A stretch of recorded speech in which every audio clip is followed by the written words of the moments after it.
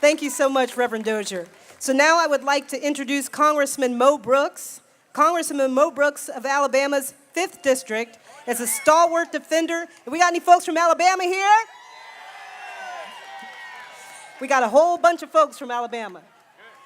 Is a defender of America, of the American worker. He has been in the fight against illegal immigration from his first day on the Hill, working to rally both his fellow members and constituents in the defense of the rule of law. He said that the Senate's Gang of Eight bill threatens the future of our country, and he has called this bill a disaster for the African American community. Let's give a good warm welcome for Congressman Mo Brooks.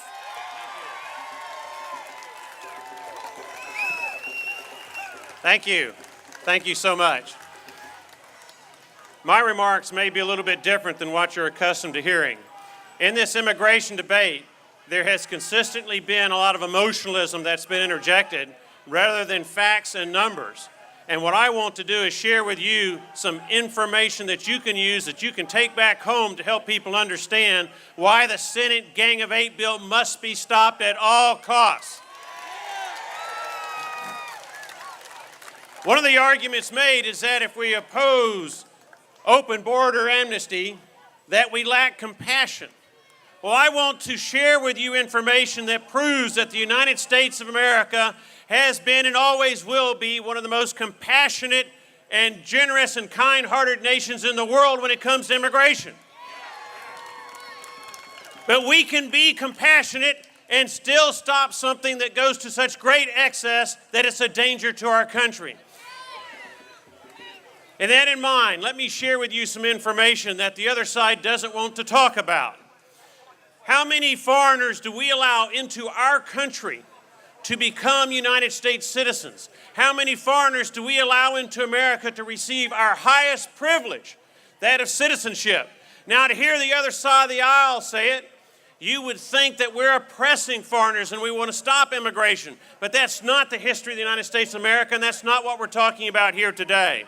In 1963, 124,000 foreigners were made American citizens. They earned that. In 1973, it was 120,000. In 1983, it was 178,000. Notice the trend, our generosity, our compassion. In 1993, it was 313,000. A decade ago, in 2003, it was 462,000. Over the last 5 to 6 years, this is an important number. Last 5 to 6 years, at no time have we had fewer than 600,000 foreigners who were granted citizenship under current law, and we had as many as 1 million in 1 year, 2008, that were granted citizenship. That shows you where we are as a nation. But what does the Senate bill do? The Senate bill, Gang of Eight, that we have to stop, in effect, either legalizes or admits into our country over the next decade, according to the Department of Homeland Security and other sources, 44 million foreigners. Now, when I talk about these numbers of 600 and some odd thousand 1 year on the low side in the last 6 years, or over 1 million foreigners who were granted our most cherished right, citizenship, during that 6-year period of time, I want to emphasize something. In terms of raw numbers, there is no nation on earth that has been as generous with the number of citizenships that we, the United States of America, have given to foreigners. So we cannot let the other side try to portray us as mean-spirited when the facts show that America is the most compassionate and generous nation in the world. Let's also be clear about another matter. What is the cause? Why are we here today? We are here today because our presidents, George Bush I, Clinton, George Bush II, and the current individual in the White House have not been enforcing the laws that are on the books. If our last 4 presidents were simply to enforce the laws that are on the books, we would not be talking about amnesty. We would not be talking about citizenship. We would not be talking about immigration laws, except to the extent that we would be doing so to tweak them a little bit in order to encourage foreigners who have unique skill sets that our economy needs to come into America. but it's the abdication of responsibility for over 2 decades by the people who've been in the White House who have refused to enforce our laws that puts us in the condition we are in today. So the problem is not with the laws, the problem is with the presidents that we've had for the last 20 years that have refused to enforce the laws that we have. Now, what is the impact of these huge numbers that the Senate Gang of Eight wants to foist upon the American people? 44 million that will either be legalized who are already here or who will be brought into our country. Well, I want to again share with you some statistics that the news media doesn't want to share with you. The Congressional Budget Office, the economic impact of Senate Bill 744 report that was issued in June of 2013, just last month. Under this bill, and these are their numbers, and keep in mind that they probably are more liberal than the true facts are, and the CBO has a history of doing their best, but unfortunately being wrong much more often than not. They say that under Senate Bill 744, we will have a lower per capita GDP. Now, you'll see the proponents of these huge immigration numbers tell you that our gross domestic product will go up. Well, of course it will go up if you add 44 million people over the next decade, but that's not the issue. The issue is, do we as individuals have an increasing standard of living or a depressing standard of living? And even the CBO admits that over the next 10 years that the Senate Gang of Eight bill passes, our gross domestic product per capita per person declines. And that means that it's bad for the average American and that our average American income will decline. It's not the big number that counts, it's the number per capita that is important. Additionally, according to the Congressional Budget Office, they admit that there will be an increase in the unemployment rate through 2020, and all this makes sense. You bring 44 million people into our economy who are now not in America, or you legalize those 10 plus million who are already here, and you're going to have a huge influx of people who are competing for jobs. And we know where the United States Chamber of Commerce stands on this issue. They don't care about American jobs, they care about their profits. And if it means that they have to hire foreign workers who will work at a cheaper rate, if it means that they have to hire foreign workers who will not abide by our job safety laws, then the United States Chamber of Commerce is going to do that because that increases their profit level. Well, these are American jobs for American citizens. And I'm sorry, United States Chamber of Commerce, if you want to portray Americans who want these American jobs, but we're going to do our best to stop you.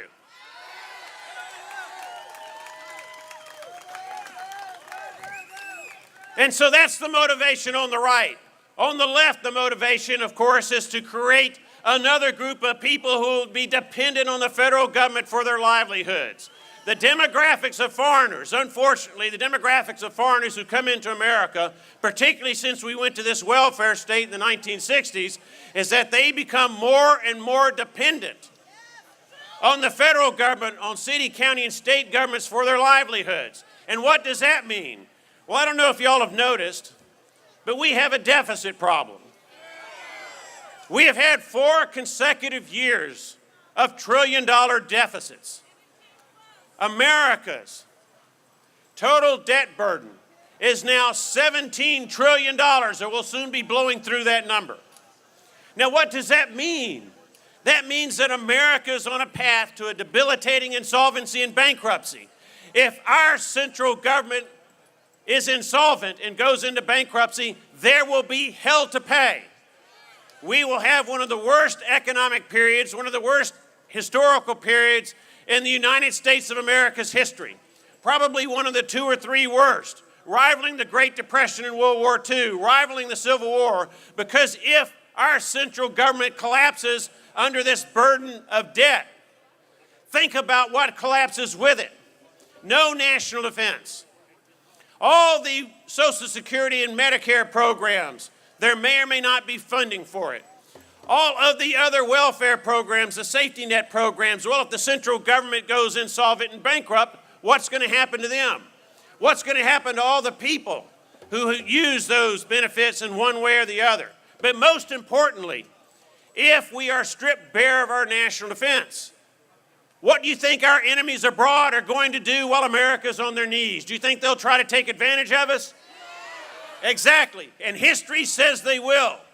So we have to minimize the risk of insolvency and bankruptcy as best we can. And you do that by bringing in foreigners who are going to be net tax producers, not net tax consumers. You bring in foreigners who are going to be a positive for our country, not a negative for our country. And unfortunately, the Senate Gang of Eight bill has it backwards. The Senate Gang of Eight bill brings in people who are going to be net tax consumers, not net tax producers. In that vein, Heritage Foundation has done a report and a study, and they've gone over the 50-year period of time from this day forward if the Senate Gang of Eight bill were to pass. And what does it say? It says $6.3 trillion in additional burden on American taxpayers and families. That's the net loss to American families at the city, at the county, at the state, and at the federal government level. It takes into account all the wealth transfer programs. That averages out to $126 billion per year over the next 50 years. We as a country cannot afford it. Now, I mentioned all these folks that we've got around the world that want to come to the United States of America, and there are hundreds of millions of them. I'm not talking about no immigration. That's not where I am. What I'm talking about is smart immigration. And by smart immigration, I mean we bring in people who have the skill sets, who have the intellect, who have the money. They're going to be net tax producers so that they'll add to our country, not subtract to our lives. Now, I see the amnesty signs. I can only tell you where I am as a member of the United States Congress. I cannot, in good conscience, reward and ratify illegal conduct. If you want more illegal conduct, then you reward it. We should learn from the 1986 amnesty bill, but we haven't.